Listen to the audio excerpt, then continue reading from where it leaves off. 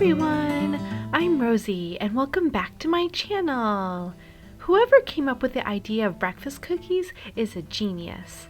It's literally the best excuse ever to have dessert for breakfast. Most breakfast cookies out there are more like crunchy granola bars, but these are so moist and soft, yet have a wonderful chewy texture from the oats and raisins.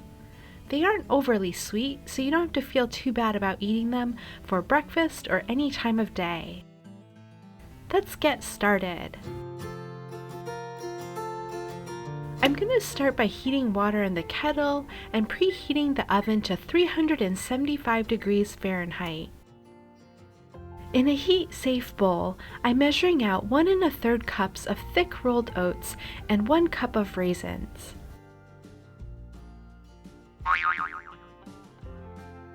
I add enough hot water from the kettle to cover them and let them soak for a few minutes while I prepare the other ingredients. I have half a cup of unsalted vegan butter that I'm going to microwave for about 20 seconds to just soften. You can use any vegan or dairy butter you like.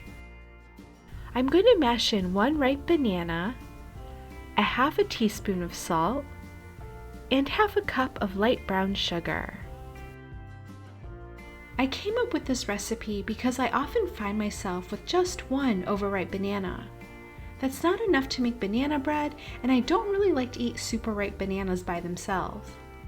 What would you do with just 1 ripe banana? Please let me know in the comments. I'd love to hear your ideas.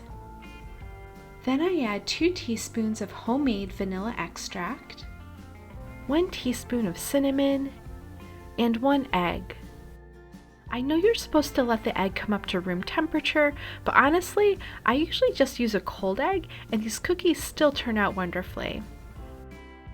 By this time, the oats and raisins are nice and plump. I'm going to drain them well and add them to the batter. Although soaking the oats and raisins in hot water for a few minutes is an extra step, I find that it gives them a nice chewy texture instead of being dry, and it makes the oats easier to digest.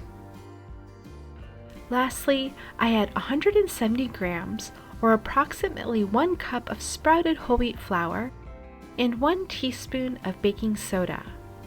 Regular whole wheat flour works just as well.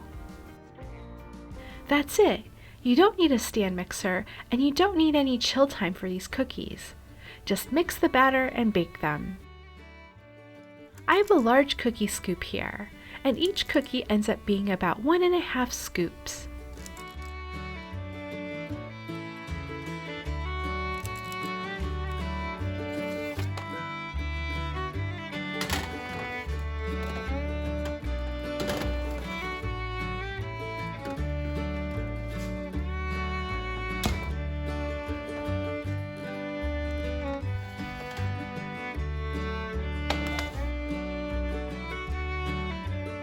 These cookies are so soft that I let them first cool on the baking sheet for a few minutes and then transfer them to the cooling rack. The scent of the warm cinnamon spice with the sweet banana and hearty oats is just heavenly. Just like most of my other recipes, these cookies freeze really well. Once they're completely cooled, I wrap them individually in plastic wrap and just defrost one at room temperature whenever I want. See how easy it is to make delicious soft breakfast cookies at home? If you enjoyed this video, please give it a thumbs up, subscribe for more easy cooking and baking videos, and say hi in the comments. Thanks for joining me today, and I'll see you next time. Bye!